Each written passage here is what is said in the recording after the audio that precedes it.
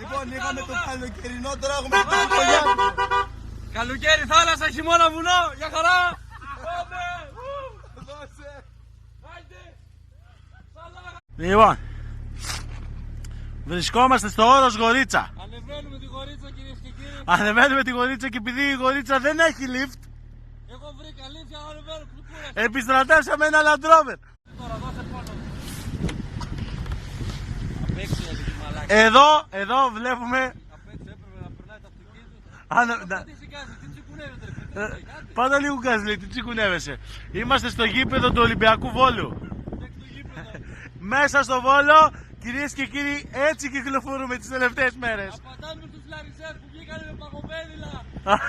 Εμείς κάνουμε σνόπους. Βγήκαν οι Λαρισαίοι με παγοπέδιλα, δεν ξέρω. Έκαναν στη Λάρισα σκι, εμείς κάνουμε σνόπους. Ναι. Είναι το κλειστό γυμναστήριο του Βόλου. Ναι. Έτσι κυκλοφοράμε τις τελευταίες μέρες στο Βόλο. Με snowboard.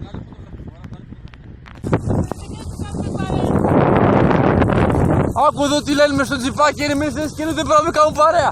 Γιατί ήμουν μαζί τους, ήθελα να πάρω και τη σανίδα μαζί. Δεν χώραγε μες στα μάξι και λέω με τι να αφήσουμε μόλις μες στο κρέο, τι πάρουμε μαζί.